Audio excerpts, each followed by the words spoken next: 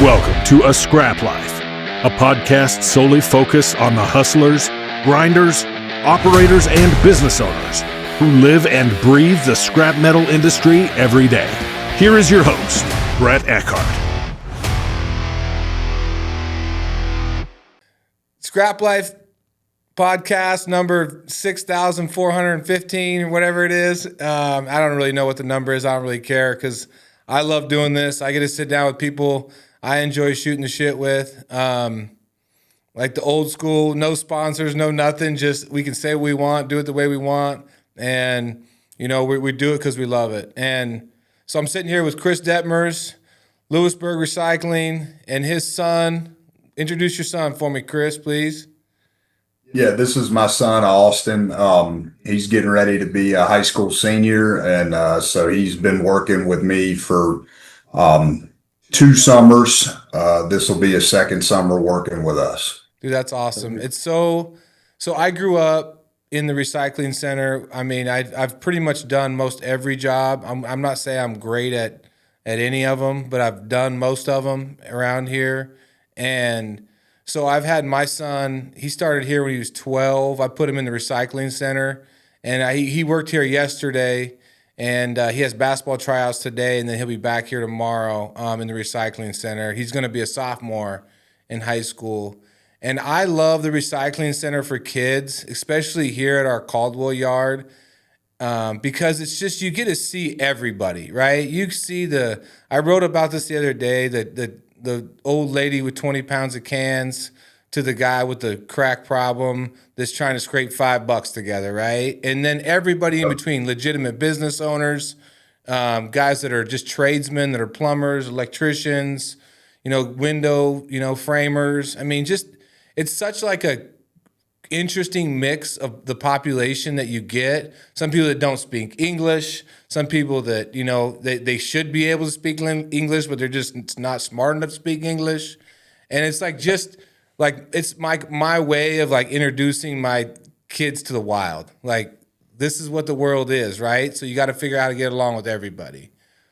That's right. So what's your experience? Let me know. What's your experience? My experience? Yeah.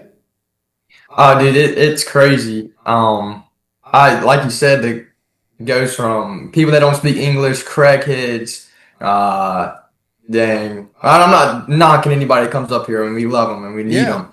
But, I mean, this is how it is, though. Like, you just some people that are scraping across a couple dollars, but I mean, at first, I definitely probably found myself getting frustrated with how people were and not thinking that people should just already know what I already know, and just dealing with people and just overcoming that frustration. And I just need to not know what everybody has going on and stuff like that, and just being nice to people, and being nice goes a long way, because like how customers are, like, because my dad said something the other day that kind of made me think about it. It was like, it's not what they're bringing just now, it's the word of mouth, and it's what they're going to be bringing in the future and everything. We need them people to grow our business and get bigger. So it's the long dollar, right? I tell them, I have these conversations with my sons all the time.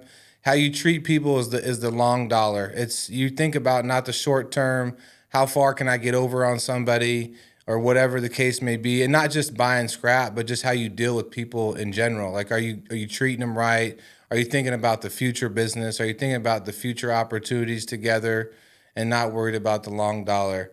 And it sounds like you got a wise dad, which I'm excited to interview both of you at the same time, because I got a lot of like my love, my passion for this business from my dad. And so Chris, man, I mean, you're first generation in this deal, and about to have the second generation. But what got you hooked, and what kind of got you going down this path of scrap metal? Well, it was really completely random, to be honest with you. I retired from the military in 2022. And I had a good friend of mine who was also in the Marine Corps, and he got out, and real smart guy, business savvy. And he had a real estate brokerage and company that he's kind of built up. And he got the listing for an existing scrapyard. And he called me up, and he's just like I said, I mean, he's a very thoughtful guy, very wise businessman, and he was running the numbers, and he just, he thought about me, and he said, "Hey, look, I think we might have something here. If we run this thing a little bit more efficiently." The guy that had it, um, had a couple other businesses, and really couldn't be as involved as you have to be as a scrapyard owner, Yeah. especially, this is only a 10-acre yard. So, you really have to be here, and you have to build that culture before you can start going anywhere. And he was just putting out too many fires in different places. And so it was kind of a fire sale. He realized, that he wanted to get out of this, before he sunk too much into it. And so we got a really good deal on it. And I didn't know that the scrap industry was going to get in my blood the way that it did. I just saw, hey, look, I'm retired. I really don't have any plans. And this is an in. What was more important to me was the people that I was going to be going into business with. I knew them, and I knew that they were solid guys. And it was, hey, let's try it. Let's try to get our little piece of the American pie. So having like a military background, one thing I've noticed about the people that are the most successful in this industry is they're very like process oriented, right? They're very structured. I mean, there's all kinds, don't get me wrong, there's all kinds of ways to run this business. There's all kinds of ways, you got guys that want to just make big piles of everything, and they've got a little more money than they can just make piles of this and piles of that, and then go through and process it down the road sometime. And there's the guys that treat it like a real business, right? Like inventory in, inventory out, get it processed, get it to find the right consumers, and then build your customer base. And I would have to assume that having a military background where everything is fairly structured and kind of dialed in, has that given you any like benefit? Do you feel like there is that, like, where you kind of know what you have to produce in a day, how many people you need to do X, Y, and Z? Is there a benefit there? I definitely think it is. I retired as a master sergeant, and I was an operations guy before I retired. And so I was kind of used to getting a bunch of different pieces, and you're depending upon other people to bring their pieces to make that whole. Yeah. And I mean, when I tell you we knew nothing, obviously you and I have talked, offline about a lot of different things. But we knew absolutely zero, coming into this. And I mean, it was a lot of reading books and YouTube videos all night, and trying to figure things out. But I definitely think the biggest hurdle for me was the cash flow process, right? Because we set things up to be customer centric, and put such a great value on customer service. Unfortunately, or maybe fortunately for us, but as you know well, the bar for customer service in this industry is fairly low, Yeah. right? And Absolutely. so word of mouth spread very fast for us because we tried to put such an emphasis on customer service. And so we grew at unbelievable rate the first year, and that was a big thing that I was struggling with, was maintaining, getting the metal out just as fast as we were getting it in. And that's where setting up processes, hiring managers, firing managers, the flip side to that coin was that, civilian employees are not Marines or soldiers, right? So I probably went through like 12 employees in that first like 4 or 5 month time period, because, my background was, when I told you to get something done and you didn't ask me a question about it, you gave me that north south, I'm assuming you're going to have it done. Doesn't always work that way. Yeah. So I had to change up my leadership style quite a bit.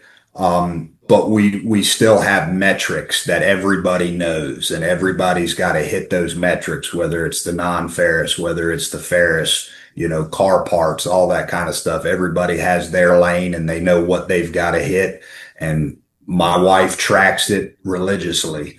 So that way there's no surprises at the end of the month. I believe, I mean, I want to touch on a couple things, but I mean, the cash flow piece. So I did the books. My mom was our CFO for the years when I was growing up. My grandfather, he kind of ran operations and was the CFO, and he taught my mom how to do the books really earlier in her career. And so, like when I first started, I would do some demo. Once I graduated college, one of the first things I did is I went out. We were demoing a big potato plant, and so I went out and I was basically just helping demo the stainless equipment out of this building and work through that process. Then when I got back, then I started sitting in on with my mom doing the book work, and I quickly found out that I fucking didn't like it. Like I understood Yeah. it and I was good with it, but Yep. it wasn't going to be like, I wasn't ever going to, that wasn't going to be my career, was to sit in an office and do book work. Right. Some people are really good at it. And so so then I kind of went on a mission. Like, I got to find somebody that's going to be smart. It's not very hard to find someone smarter than me, but I got to find someone that wants to sit in an office and do book work. Right. And is good at it. And so I think, what I talk about all the time is like what changed our business is I always knew what we could do, but I needed someone that could, on the back end down the road, that could support me and make the numbers work, because cash flow in our business is king. So where I was going with that is, Brian Ferguson, probably one of my best friends now, but him and I sit next to each other, right? I mean, I spend more time with him than I do my wife. Our desks are right next to each other every day, because he's always telling me, you got enough money or you don't. Can I buy this? No. Can I buy this? Maybe. I'm like, well, just let me know when I can buy something, because I'm ready. I need this and I need this and I need this. But it's such a cash intense business, back to your point. So if you don't have somebody there kind of helping you manage that, then you can get in a bind real quick in this business. So, I mean, that's a good lesson to learn right out the gate before it gobbles you up, because most people, they don't recognize it until it's too late, and they've dug themselves such a hole that they're beyond screwed, right? Then they got That's right. That's right. they're either folding up shop, or they got to get some investor to take a percentage out so they can kind of dig back out of the hole.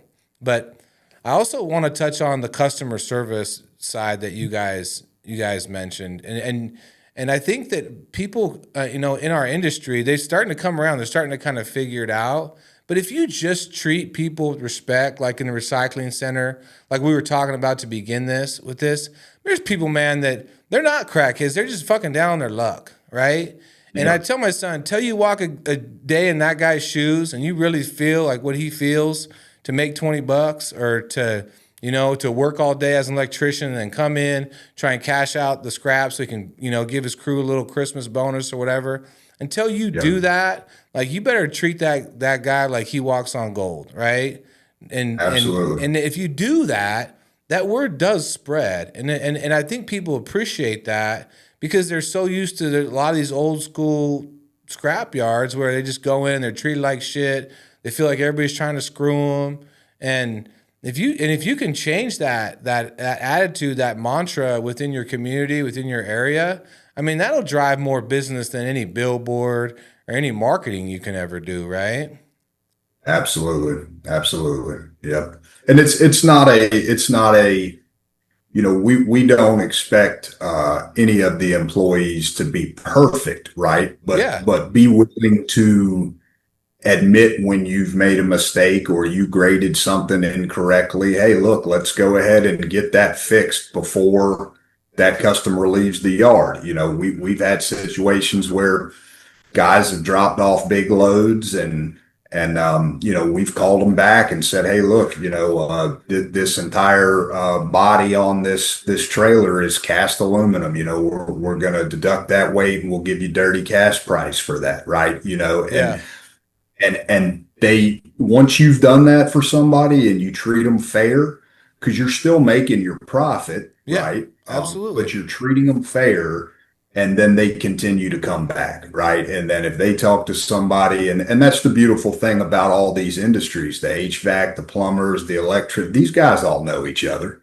They all know each other, and they'll talk, and that's pretty much just the secret sauce. We don't do anything special. We just try to put a big time emphasis on, hey, we've got our margin that we've got to make to keep the lights on and the payroll going, and make our little piece. And that market number goes up, you're going to get some of that. And if it goes down, it goes down. And we're just, we're trying to treat everybody fairly like that. Have you ever listened to that Alex Hermosi podcast? So I have, yeah. yeah, I Yep. just listened to one yesterday, I think, and he was talking about doing the like scaling the unscalable, like the like really basic, like business 101, right? And he was talking about his buddy Andy Frisella, who's has the Real AF podcast, and when he started Mhm. when he started his supplement company, what he did is every time somebody ordered, they wrote him a personal letter like "thank you," right? Thanks for ordering Yep. creatine. Thank you for ordering the protein. And they're like, well, you can't do that for everybody, right? And as the orders came in, he kept handwriting them. But it was just those little. And eventually, now, I mean, they get so many orders a day that they got somebody, different people are handwriting, but they're still sending out handwritten letters saying thank you. And I think That's right. like in our business, because we are so like customer front facing, like our ability just to like treat people with respect and be fair, because what it allows you to do, that when the market does come down $20 or $40, they don't feel like you're trying to screw them, right? Because they're like, well, this guy, a month ago, he upgraded my aluminum, he upgraded my load and gave me, an extra 1,000 pounds of cast aluminum, and he didn't have to do that, right? So at That's least, right. so what That's I'm, right. and that's why I say like the long dollar is important, because then when you have that conversation with them down the road, say, hey, Ferris is down $20 a ton this month, so your price is, down $20. They're like, okay, like there's no reason for you to bullshit me on that, right? I mean, That's you right. treated me good when you had the chance to screw me, and now you're just Yep. maintaining your margin. So, That's right. and I think it's cool to hear somebody that's new in the game, because I think that to learn that so quickly, because I think everybody's just in a push to try and make money to keep the lights on, and they forget like, yeah, you might keep the lights on this month, but those customers are who's going to keep the lights on a year and 6 months That's from right. now. And so Yep. I can really appreciate that part of it. So where did you grow up at?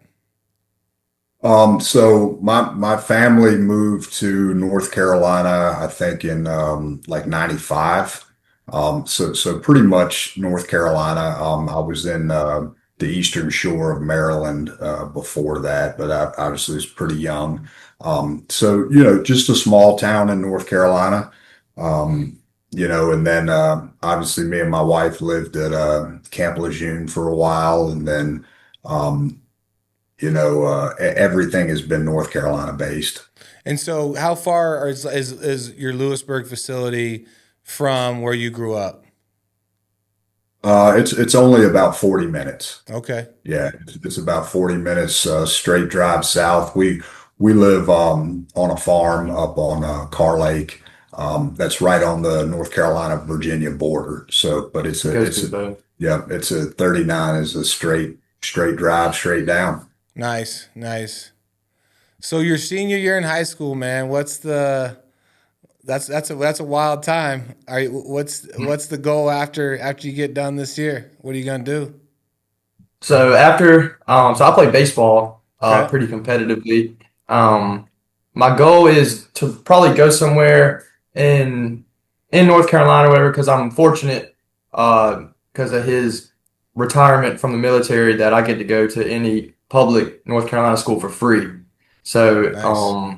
that's kind of the goal. It's kind of go get a business degree doing that, but I want to go play baseball. And with my ability, I mean, I'm pretty good, but I'm kind of like a smaller, not small. I mean, I'm like 6 foot, but I'm just 170 pounds. Like I need to add some weight onto me. So I could probably think I could sneak into maybe a D2 school, and I mean, definitely a D3 school. And with the transfer portal stuff now, I was probably thinking that I could transfer in. But if not, I'd just go get my academic stuff done because I'm pretty good at school and in the books and stuff. So, and he didn't get to finish college, so he wants me to go get that degree and just either do it. If something else catches me, I'll go do that. But I can always have this to fall back on, and hopefully, as it expanded by now, and I can bring my business degree stuff and come help expand the business as well. I like it. I like it. Like I told Chris this, but I was like out in the summer before my senior year, and I was running the cutting torch, and it was fucking hot. It's hot in Idaho in July, and so I cut iron all day. This was before we had like good AirPods, and like you had to fucking have the CD player and the actual headphones. And I didn't even have that. I was like, screw it. And we didn't have leathers and all the things. We just had the old school leather gloves. We just cut. I came in the office and the fucking AC was blowing. I asked my dad, I was like, hey, what do I got to do to get in this office? And he's like, why don't you go to college? And he's like, Yeah. hey, nobody in our family's ever went to college. Nobody. Like, not an aunt, not a cousin, not a grandfather, or your mom, your dad. Nobody went. They're like, why don't somebody go from our family and go see if it's what they talk about, see if it's all cracked up is what it's supposed to be, right? And so I played football, and so I was like, I'm pretty content just hanging out and working at the scrapyard. And my dad's like, no, man, like go to college, go do something. So I'm very grateful that my dad, and it sounds like your dad's is similar, that he's like kind of pushing you to go do it. Because he could have used the help. I mean, don't get me wrong. Like, we at that point I think we had like 15 employees or something like that. So, but it was the best thing I did because I went to college to play football, and I'll tell you this just from a guy who's played sports in college is. I had a books offer. This is before the portal and all that, but like a books offer at a D1 AA school, and then like a preferred walk-on at Boise State, and then I had a D3 school that just loved me, right? And they're like, "Hey, you come here, we'll bend over backwards. Whatever we got to do, you come play football here, and you'll get to play as a freshman." And most at that time, play as a freshman was pretty rare, unless you're really good. And I wasn't really good. I was just decent. I had a lot of heart. And so I ended up going to the D3 school, and they did. I mean, they took care of me. They got me dialed in, and then I got to play as a freshman. So I didn't redshirt. And long story short, I'm so happy because I went somewhere where they wanted me, right? I wasn't, I mean, it would have been cool to play at a really big school and fly the flag, but I was just really happy I was somewhere where they really wanted me there. Because at the end of the day, that's what you want. And whether it's where you go to work or whether you go to school, just go somewhere where they really appreciate you. And I tell that to our guys that work here all the time too. I'm like, if you don't feel like you appreciate it, I get it, man. It's probably time to go, right? But it's the same thing with sports. Like sometimes that level down where they actually really want you and they're actually going to help you and they care about you actually trying to graduate or do something, it's probably a good move. And nowadays, like in your situation, fuck, you go crush it for a year or two. I mean, you could leave easily and, it's a very different deal. So, I mean, just for whatever it's worth, as a guy who's been in those shoes and I had a dad that was kind of encouraging me, I think that there's something to be said for going somewhere where they appreciate you and they want you there. So, well, I love that story, man. I think that if it wasn't for my dad, I got a ton of respect for my dad just for that reason. Because I mean, he could have just said, "Nah, we need your help. Stay here." That's what his dad did to him. That's what my grandfather was like. "Nah, we need the help." But he had the foresight, I guess, to kick me out and say go. And luckily, that's how I met like the guy that runs our insurance and all or whatever. And then through him, I met Brian, our CFO, and it just kind of helped me network. And then that's how I started recruiting all these guys into the business over the years. Was from that going to that school. I met Buxton, who runs all of our commercial stuff now. I met him through my buddy that I played football with, and then I kind of got all those guys to move back to this area and come work with us. And it was because somebody was wise enough to kick me out and say, go do something with your life. And then get your ass back to work. Yep. Go get all the information that you can and write it down on a little sticky note, and we'll apply it to the real world, right? Yeah, exactly. Like, go get a little, go enjoy yourself. Don't fuck around. I ended up actually graduating. Like, I think that was a big day. I actually got my degree, and then I actually went back to school at night and got my master's while I was working here full time. Just because I was like, well, I'm going to set the bar real high for somebody, So right. they got to go. If they want to beat me, you got to go up here. That's right. So what did your dad do, Chris? What? So my dad was he was a hospital administrator, and he actually had passed away 2 years ago. But yeah, no background in scrap or the military or anything like that. Yeah. So what drove you to go into the military? Well, September 11th happened, right after I graduated. So that was kind of my generation, that was obviously, I think me and you are pretty close to the same age. Yeah. I'm 44. Yeah. So I'll be 43 this year. So, when that happened, I remember seeing that on TV, and it was, off to the Marine Corps recruiting station. That's great. That's wild. Well, I mean, that reminds me I was in like my sophomore year of college when that happened. I want to say somewhere my my junior year, and I was living with my buddy now that we work with here. We both played middle linebacker. We both played the same position, and we became best friends. And I remember that day like very vividly, as I think most people do. And yeah. I commend, yourself and all the people that just said, fuck it, let's go. Like, we got to go do something about it. So my hat's off to you. My respect for you guys like you, gals like you that just went and did it is tremendous, right? I mean, I fly the American flag everywhere I go. I'm super proud of where we live, and it's because people like you went out and did what you did. I mean, and I think without that, we're not allowed to do this right here, right? What we're doing today, right? I mean, the guys that laid it on the line and put us in this position. So for me, it's a pretty easy. It's an easy deal. Like, yeah. So what's the next step, man? So you got Louisburg, and that's 2022, right? And it started with what? Probably had a handful of people. Yeah. It was. I was running around doing a bunch of stuff. Kind of not a lot of organization there in the very beginning. My wife ran the scale house 6 days a week. We kind of learned on the fly. We fell in on some 9,000 hour pieces of equipment that, took probably, they were operational as much as they were down. But it was,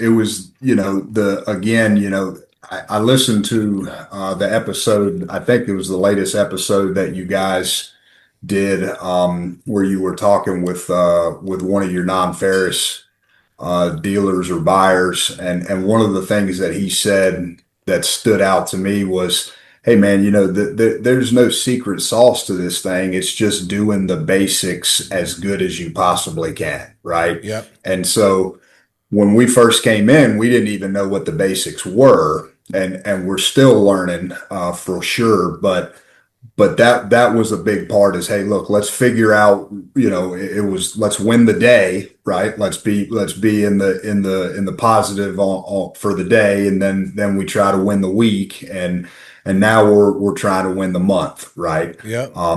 And so if you win enough days, you've won the week, and you win enough weeks, you've won the month. Right. And so once we've figured out what process helps us do that as quickly, safely, and efficiently, then that's our process, right? And we've moved machinery around, we've purchased things that seemed like a great idea. We've done a lot of things, but you really don't know what you got until you get out there and use it. And so that's been a fun process. But the first year, um, I think we did, a little over 4 million um, in sales, and then in July we had our June we had our second full year, and did 5.2, at around a 7.5-8% profit margin. Still putting a lot of capital investment into the facilities and equipment and things like that. But that was kind of our goal for a 5 year mark was, hey, look, industry standard is 7.5-8%. So we want to make that on what we do so that we know, hey, we're actually truly successful, because that cash flow thing, man, that is a beast to manage. It is. It And is. but the competitive nature of this whole industry, is something that's really gotten into my blood, and it's gotten into his too. He talked about some of his interactions with customers and stuff, and I think guys initially give him a hard time because he's a kid, Yeah. right? In Yeah. their eyes. But he knows his stuff, man. He's a non-ferrous, small scale guy, and he knows the grades. He knows everything to look for, and I the part that I try to impart on him is, hey, look, man, educate these customers on how you want things, right? Yeah.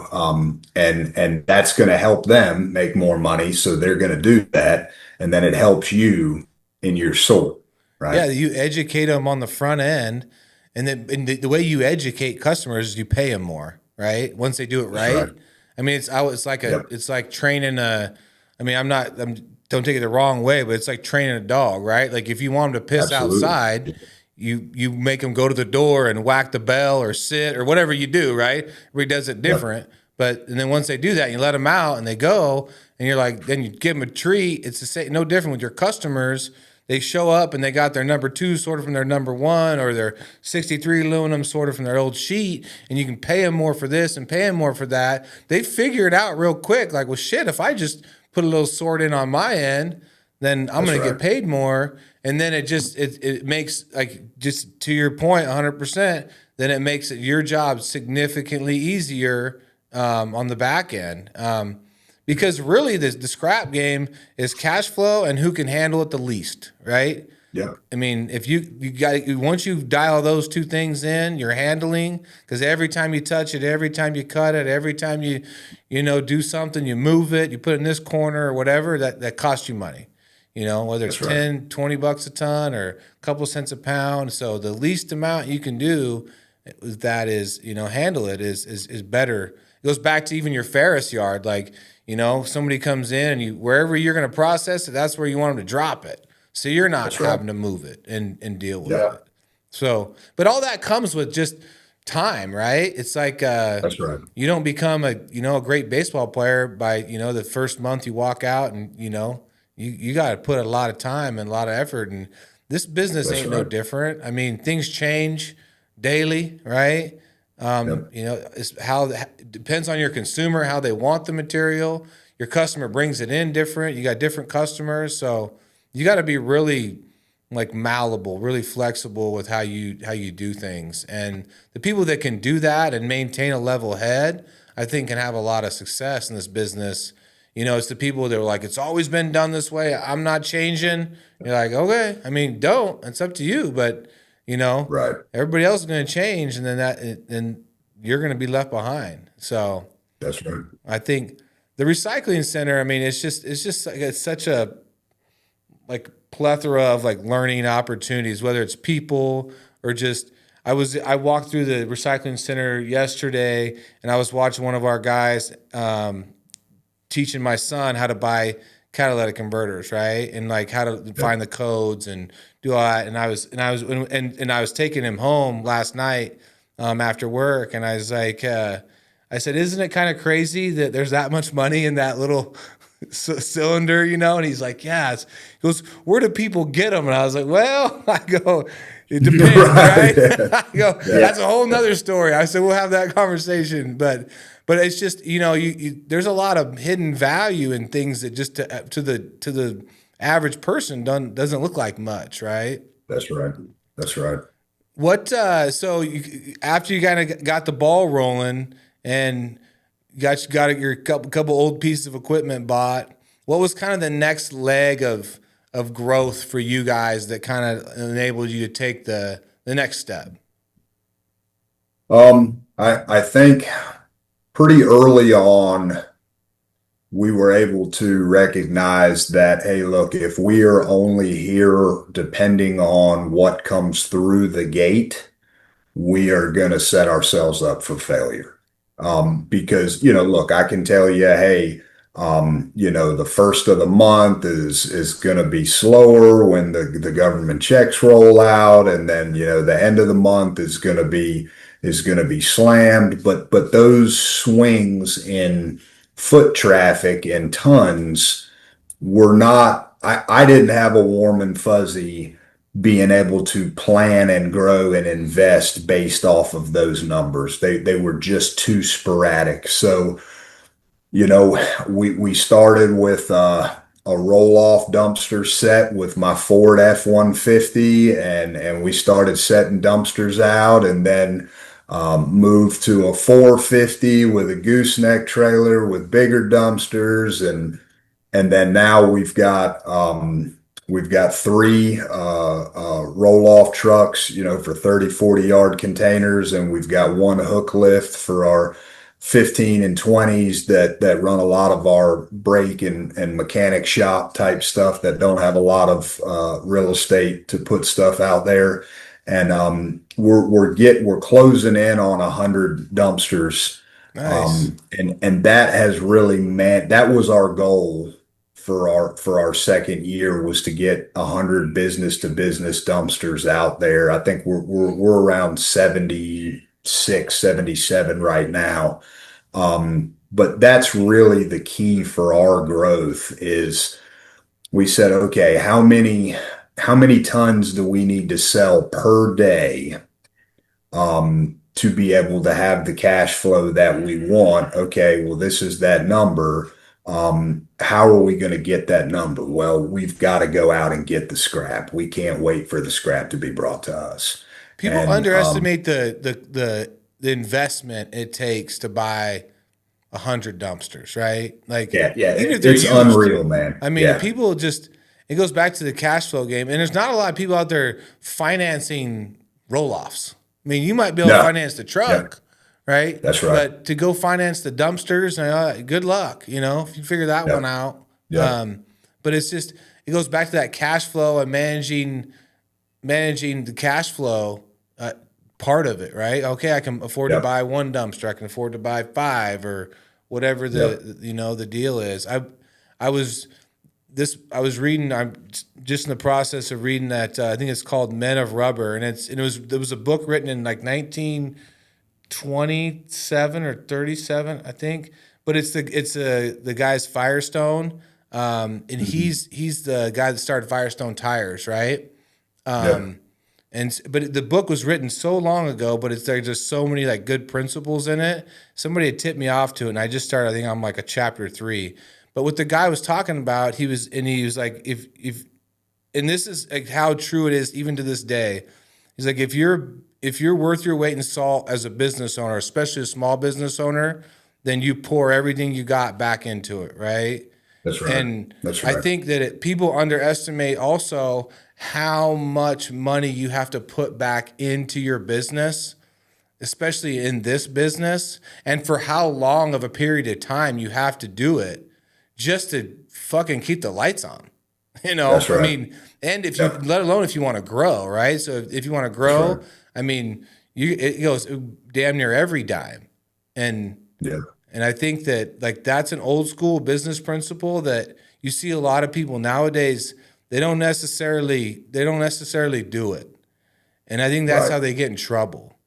So I commend you for, I mean, it sounds like that's exactly what you guys have done over the last couple of years. I mean, it's like putting gas on a fire, right? I mean, if you can just keep putting it back in, I mean, every dime you can get away with, it just makes a world of difference. That's right. That's right. Yeah, and what we've seen so far, and I certainly don't want to act like we're experts at anything, right? Because we're just in our third year in operation right now. But there's always a more efficient, better way. We didn't build this place from scratch. I would have designed it completely differently, knowing what I know today versus when we bought it, right? Yeah. But there's significant investments in concrete and machinery, and we just got done switching the whole shop over to three-phase power, so that we can run multiple machines, balers, and all that kind of stuff. And it does make everybody's life easier, right? And you're never going to knock out 100% of the physical labor side in this industry. It's just always going to be there. But if you can do as much as possible with a machine or a forklift or an excavator or skid steer, that's the way to do it. Because the one side we haven't touched on is the workforce. It's just a tough competitive market for good guys, man. I mean, It it is. really is. We've been super blessed out here. We've got a great core of guys, but as we grow, we kind of hit that stage where we've got too much work for the current amount of staff, but not really hit that next level to justify hiring another full-time guy. So that's kind of where, the owner steps in and drives the roll-off trucks, or sits in the excavator and demos stuff up when you get side work. And that's the interesting part but that's why those processes are important, because if you don't have those processes and that culture of expectation of, hey, look, this is how we're going to do things at Louisburg Recycling, regardless if the owner is standing there or not, it goes into a dumpster fire category pretty quickly. It does. And I mean, like, back to your point, like, anytime we put a new yard in, I tell the guys, like, the guys that we start with are not going to be the guys like 5 years from now, because you got to kiss a lot of frogs to find a prince. I mean, and that's in every position, right? So I mean, and it's not that some guys don't start and last, but just generally speaking, it's not going to be the same team you started with, because until either they fit into your culture, they understand what you do and how you want it done, or they don't, right? But you don't really know that until you get them in, and they That's see right. what, it's different on the outside looking in, until you get in there and you have to work 12 or a 15-hour day or whatever that is, and then get up the next day and do it again, because your staff is small, because you're just trying to get the flow built and get going. It gets easier as you get more yards, because you can flex people out, right? You can move from one yard to another. You can kind of help each other. But that first one, that build, I mean, it's a beast, and it's because it's hard to gauge the flow. I mean, we're weather dependent here. I mean, in Idaho, fuck it, in the winter it's 0, and then right now it's 100. Like, we get it all, right? And then everything in between. When it's 100, people aren't trying to go out and bust their ass and bring scrap in. When it's 0, right. they're not trying to. I mean, the flow is significantly slower. But Yep. in between, in the spring and the fall and everything else, then that material really ramps up, and you're either short equipment or you're short guys, and you're just trying to keep your head above water, right? That's right. I feel like you're either trying to keep your head above water processing, or you're trying to keep your head above water financially. It's like it's just one or the other, but you're always fighting. So I guess that's probably goes back to why I love these conversations with like your small, medium-sized operators, because we're all fighting similar battles, That's right. at different levels, but it's the same battle. You're trying to figure it out, and it's definitely not easy. So you're always trying to find hacks, somebody that's done it, or somebody that can show you a better way. And one thing I will suggest to the two of you, and it's something that really helped me. So probably like my junior year of college, I'm guessing. We were at the time we were partners with Schnitzer Steel because my dad, when he bought my grandfather out, my grandfather never paid him any money, so he didn't have any money to buy him out. So he sold 50% of the business to Schnitzer Steel at the time, and then so we were 50-50 partners. So my dad had a relationship with Schnitzer, so that would be like 97 is when they partnered. So 2001-ish, somewhere in that range, 2 maybe. I went to Schnitzer for my spring break. So everybody else was out partying and screwing around, which I guess I got enough of that in before spring break. So my dad's like, why don't you go do something productive? And so I went to Schnitzer and saw how they did it. Now they had a shredder and all this big equipment and significantly bigger operation in Portland, Oregon than what we had. But it kind of allowed me to think through not that we ever wanted to get to that size per se, but just how they were doing things, how they organized it, how they processed it, how they built their piles, how they, bought ferrous and non-ferrous through their, they were buying, much bigger loads, dealer loads, how other companies were packaging material to bring it in there. So it kind of allowed me to think through that. And I think I picked up enough just on that 1 week. And then I did it another time for another week while I was still in school before I came home. And just watching how other people did shit just expanded my mind to say, okay, I can build that, or I can do that, or when I get back, I think I can figure that out, right?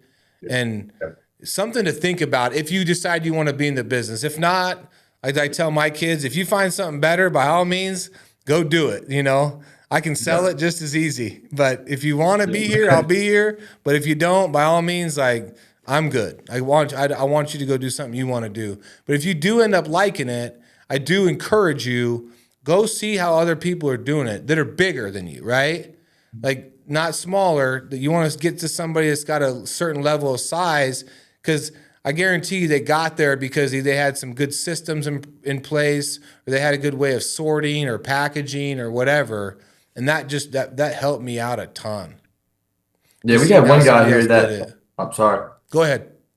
We had one guy here that when they bring trucks and stuff like that, and the dude, he worked there before, and we have him over here now, so it was just a completely bigger place, better place, and he's done brung so many different ideas, and I'm looking at the non-ferrous stuff completely different, how I do things and stuff like that, and we're definitely on the right track to being as organized and stuff like that, and kind of learning those other things, because we had my brother-in-law, actually, he was our manager over the non-ferrous side, and he really didn't know too much. He was doing it just as long as I was, so he didn't really know too much, and only things that he looked up and stuff like that. So having him at that bigger place and just knowing what to do and what not to do has made things a lot easier and a lot faster and a lot smarter, really. And I feel like we're making a lot more money, and the place is cleaned up way better and stuff like that. So having somebody come and just from a bigger place and having that, well, he also has 20 years of experience. So yeah, just him kind of being there with me all day has helped me out a lot and helped us out on that side a lot too as well. Yeah, anytime. I think the way we met obviously is you reached out for some help and said, hey, whatever you can teach us could be advantageous, right? And shorten up our learning curve. And I only know that because I did the same thing, right? I'm always either I'm listening to podcasts, I'm reading books. I'm just trying to figure out whatever I can to shorten up my learning curve. And if I got to pay a little bit of money to shorten up the curve, because I know that if I got to spend 2 years figuring it out, or I can spend 2 months, I'm going to try and do it in 2 months.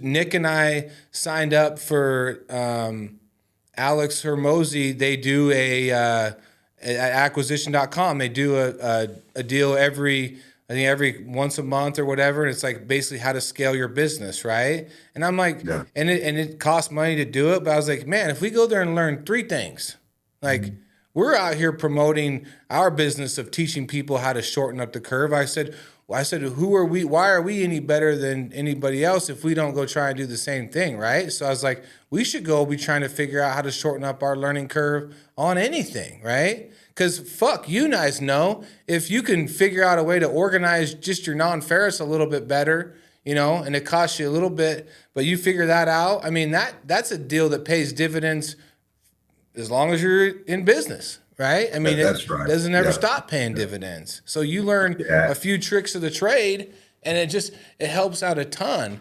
And I only know that because I've done it, right? I mean, my dad spent the money to say you drive your ass down to Portland, Oregon, or fly and stay there, and they're not going to pay you, and I'm not going to pay you, but someday you're going to get something out of it, and it's gonna pay. And so, I mean, I think that there's something to be said for when you're trying to learn how to do something, especially if you don't have a ton of experience. And I liken it to, you know, both of my boys play basketball. Like that's their sport, right? I would love to see them play football, but I think that ship has sailed. But I'm like, come on, like you're fucking 6'5" and you can catch a basketball and shoot. I'm like, you could definitely catch a football and run over somebody, but well, I'll fight that. That's a whole nother story. But I'm like, but instead, you know, like my wife and I have committed, you know, it's like a guy that can train, you know, whether it's a shooting or dribbling or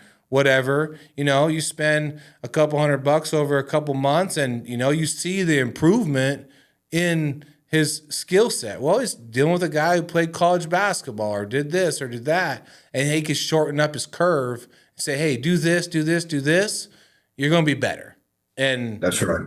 I think there's value. And that was kind of the, you know, the first year, obviously was drinking through a fire hose, but we quickly realized, hey, look, there is money to be made in this business, right? Yeah. But we need to look to the next level folks to see how they're doing things because, you know, we're burning both ends of the candle the way we're doing it right now. And we didn't really have the finances to, you know, join it was ISRI then and REMA now. But we knew that we had to get out there and see how everybody else was doing this. So me and my wife, Lindsay, you know, bought a membership and flew out to Vegas. And that was the first time that I didn't even get a chance to introduce myself to you then, but I heard you doing a podcast live and the subject of it just happened to be generational businesses and good business practices, specifically when working with family. And I was like, all right, I like this, you know, dropped a few F-bombs. I was like, yeah, I can work with this guy right here. Yeah. So, you know, and then I reached out to you and, you know, and we just started the relationship. But I think it's so important to be humble when you don't know what you don't know and find that mentor or mentors who if these guys have already gone through all the hard knocks, why in the world would you not want to learn from them? We don't need to recreate the wheel here. We just need to find the best wheel that we can find and copy that joker, right? Yes, 100%. And I think that's where that comes back down to like ego and being humble, right? Which is another great book that Ryan Holiday, he wrote Ego's the Enemy. And if you ever get a chance, it's an easy read, but it just talks about like how to check your ego. And basically a lot of that to what you just said is saying, hey, I need to know what I don't know. And the guy that I interviewed on that, I had my dad on the stage that day, which was a really cool experience for me and him, I believe. But the guy that was on there with me, Jay Rabinovitz, you know, he was at Schnitzer when I went there as a college kid, right? And so he left Schnitzer and went to Alter Trading and became the dude, right, at Alter Trading. So towards the end of my dad's career, and maybe he was retired by then. My dad and I flew out to Des Moines and met with Jay, because I think their home office was somewhere over there, and we sat down with Jay, and because I had known Jay and conversed them, back and forth for a long time, and ever since I went down there, and he was one of the mentor guys. Obviously, Alter Trading is a huge business, huge company, especially now. At the time, it was still pretty big, and Jay was a big part of that growth story. The number of acquisitions he was involved in.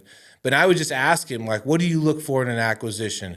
And I would just every time I spent any time around him, I just ask him questions until he's probably like, fuck, does this kid ever stop asking me questions, right? And I was like, I just want to know.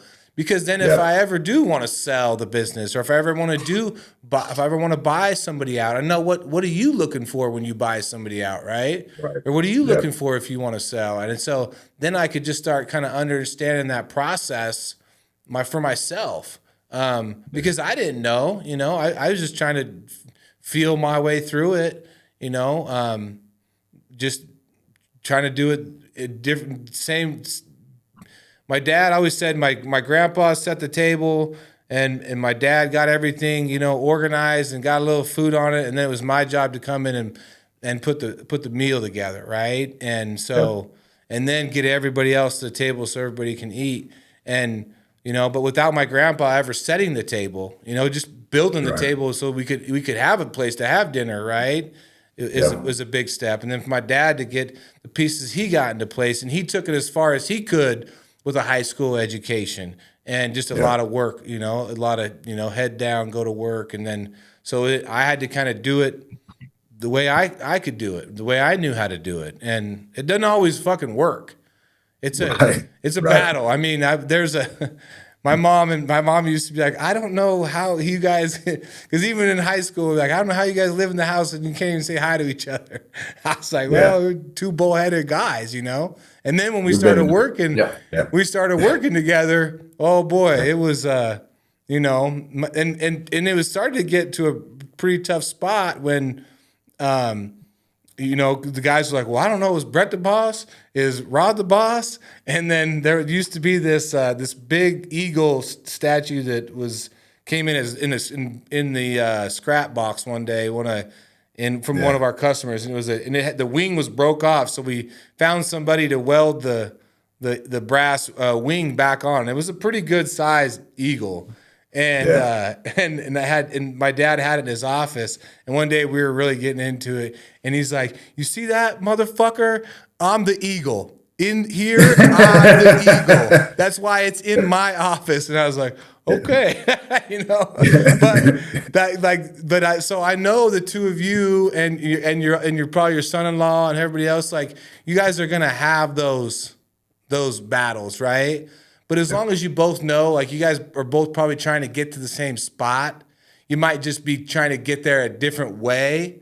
And that goes back to, like, your ego and trying to, like, make that work. Like, you're going to have a different way of doing it than your dad, and your dad's going to have a different way of doing it than you. But I think as long as you all kind of want the same thing, it's amazing what can get done when you get a different perspective. And I think that's what helped us, is my dad had his way of doing it, and I had mine. And both were right, and sometimes it took his way, and sometimes it took my way, but we were able to figure it out together. So another reason why I love this industry, there's just still so many family oriented businesses. Yeah. So you have what you said, you have your wife on the books, right? You've got your son when he's not Austin. Playing baseball or in school. Yeah. And then you've got another a son-in-law in the business as well too? Two son-in-laws. Yep. Two son-in-laws? Yep. Okay. And no daughters, like no daughters in it yet? Not yet. They're going to school and raising babies, so they're but it's great because this it affords the guys, their husbands, an opportunity to make, a livable wage, so that they don't have to do that kind of stuff, so that they can stay home with the babies when they're little. and that's good. That's real good. And we've trust me, that I've fired those boys, and my wife's hired them back before they hit the end of the parking lot. You know what I Yeah, mean? yeah, So we've had quite a few of those, but I think it's good for them to see how a business actually works. Um, Whether they stay here for forever or whether they go somewhere else, I think it'll make them better employees, better business owners for themselves one day. I think it certainly is a steeper learning curve when you got to work with your father-in-law. oh yeah, Um, yeah, but and your dad, but I think they'll be better off for whatever path they decide they want to do. I think it's going to help them because they get to see some of the decision making process happen, right? yeah, And a lot of times when you go in, especially into a company or a military branch or anything, you don't really understand how the sausage is being made and even why it's being made that way, right? But mm-hmm. they're able to get an insider uh, view of why we're doing the things that we're doing and why when I come outside and I lose my patience over something, this is the reason why. It's not just because I'm trying to give you a hard time, you Yeah. know? Well, and it makes Thanksgivings and Christmases and family get-togethers sometimes a little tense, but that's part of the deal. I mean, I was just having this conversation with our business partner that runs our Oregon yards, and his son graduated from Eastern, the same school I did. So Jake and I are pretty close in age. I think he's maybe a year or two older than me, but he had his son early. I think when he was like 20 or something, somewhere in that maybe 19. So his son's had graduated college, and he came back into the auto salvage business and now scrap. But and we're kind of steadily, between you and me and the fence post, I guess it'll be out there, recruiting his wife, right? Because I like family business. Like, I understand it's a tough dynamic. Don't get me wrong. I like that concept, especially if it's small. If you start getting to, get a lot bigger, it changes it's a little different. But when it's small and you can operate it that way, because it gives you so much flexibility. And we were just having this conversation just 2 days ago, maybe it was yesterday, and we were talking about, you're trying to raise a family, you got kids, or you're about to have kids, or whatever that is, your ability to, if one person's got to run to the daycare, one person's got, there's a lot of jobs out there, you're just not doing that, right? Or you got That's to right. go do this and you got to do that. But with your family, they're willing to pick up your slack, right? Because Yep. someday they're going to need you to pick up their That's right. slack. And in That's right. family, you're a little more forgiving that way. So there's a little more flexibility in your operation, as long as you don't have one person trying to take advantage of it, right? That's And I right. think that's, as Yep. long as you can maintain that level of like, yep, when you're not here, I'm going to take care of it, but there's going to be a day when I'm not here and you got to take care of it, or I got to run Yep. here or do whatever. And I feel like when you're just trying to grow, because when I was growing up, my grandfather was here. My grandmother worked the scale. My mom did the books. My dad was out in the yard. My uncle was out in the yard. I mean, I was in the. I mean, everybody was here, right? My other uncle was on the recycling center side. I mean, I grew up just fucking family everywhere, but that's all we Yep. had, I think there's That's was a right. handful of us, and we were all, and everybody was in it, one way or the Yep. other. And eventually, as it grew, people broke out and did different things. And my uncle ended up running a muffler shop, and my mom ended up doing the books, and my grandfather did the truck shop, and we kind of separated it out.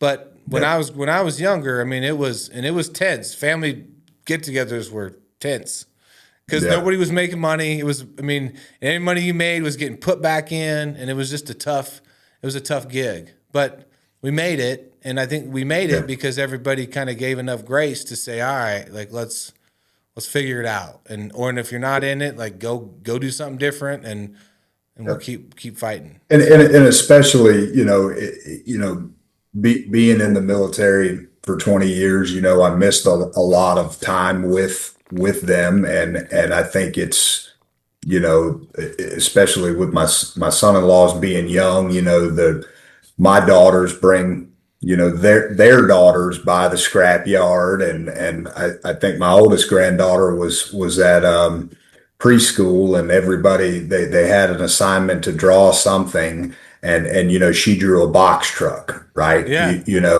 And when she plays in her playhouse, she opens the window and she's asking, what do you have, copper or aluminum, right? She's 3 years old, Yeah, I right? love it. That's awesome.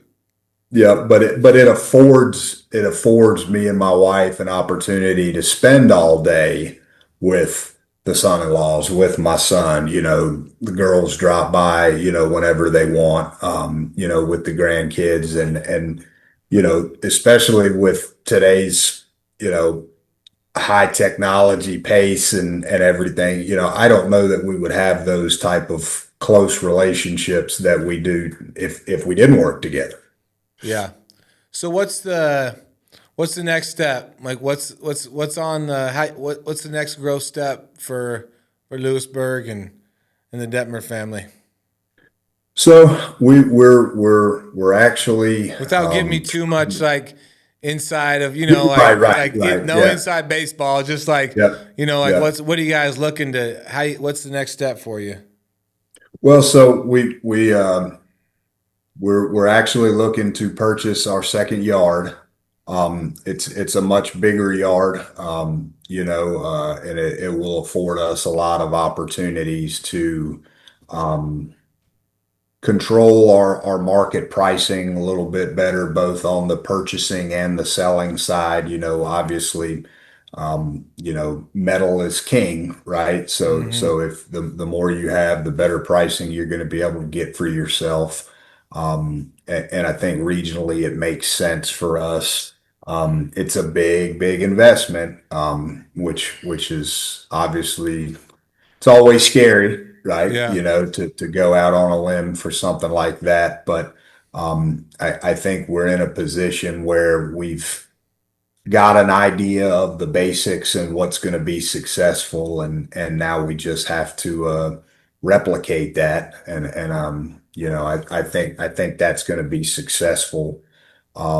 Don't know that I want to entertain doing anything more than two, maybe three. If we can get another smaller one at some point to feed, but Yeah. definitely that's about all I've got on my plate. That's where I We'll, would come we'll, in. we'll get this guy off to college and get him all smart, and he can come back and figure out a Yeah. better way to do that, right? Yeah. Yeah.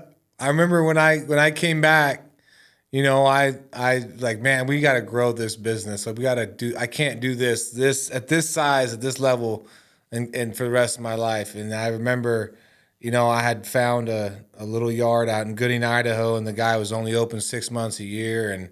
And actually one of our guys was working for us at the time. He had found it, and I went out and looked at it, and I was like, oh yeah, that could be a good addition to the full feeder yard for us, right?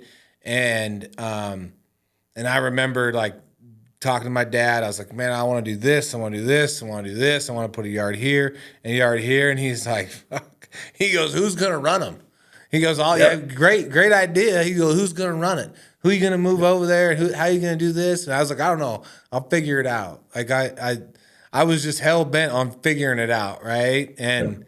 And to your point, I mean, I thought that was going to be the end all be all. I have my own yard. I had bought a house like a year before that, and I refinanced it, took the money, put it as a down payment, got the guy to carry the note, and then we were off the races. We've moved one of our guys from our Caldwell yard over there with his wife, and they both ran it together, and it was a good little yard for us.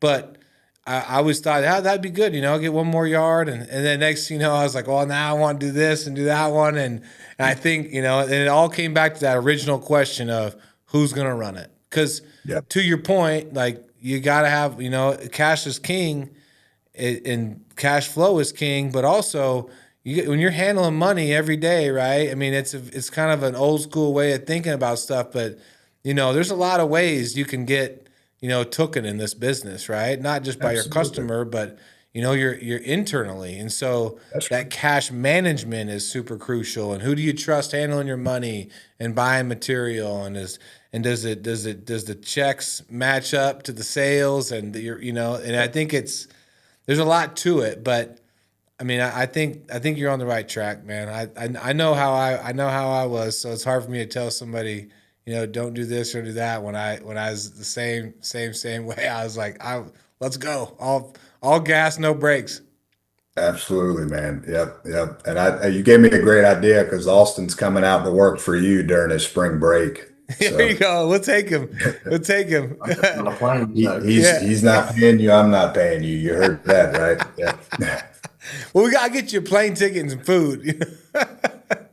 I've never been on a plane, so that'd be the first time. There you go. There you go. Exactly.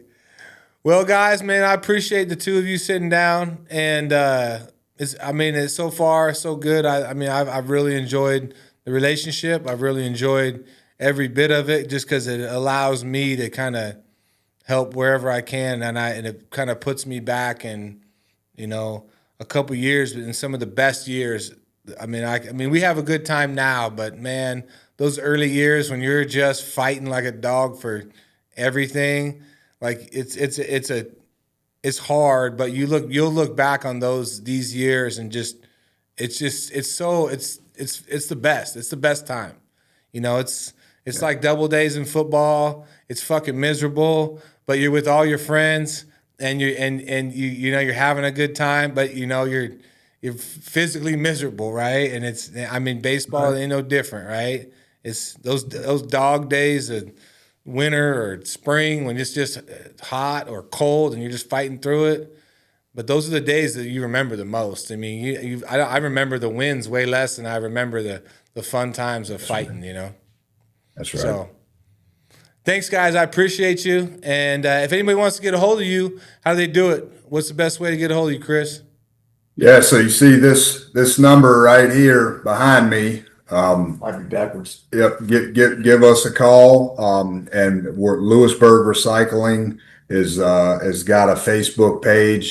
Jesse, my scale house manager, actually does a really good job with social media and putting everything out there. So hit us up, give us a like.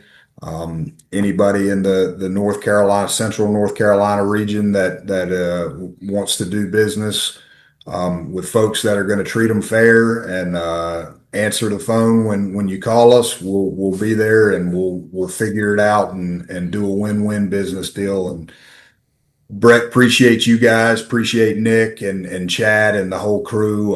The confidence that you guys have given me in making decisions and pulling some triggers and not pulling some other ones has been an absolute lifesaver. So I appreciate you guys very much also.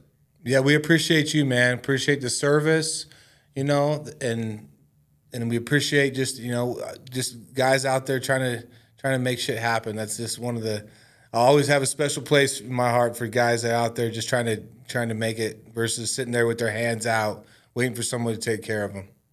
Yep. So appreciate you guys. Awesome, man. We'll talk. Take it easy, brother. All right. Yep. See you.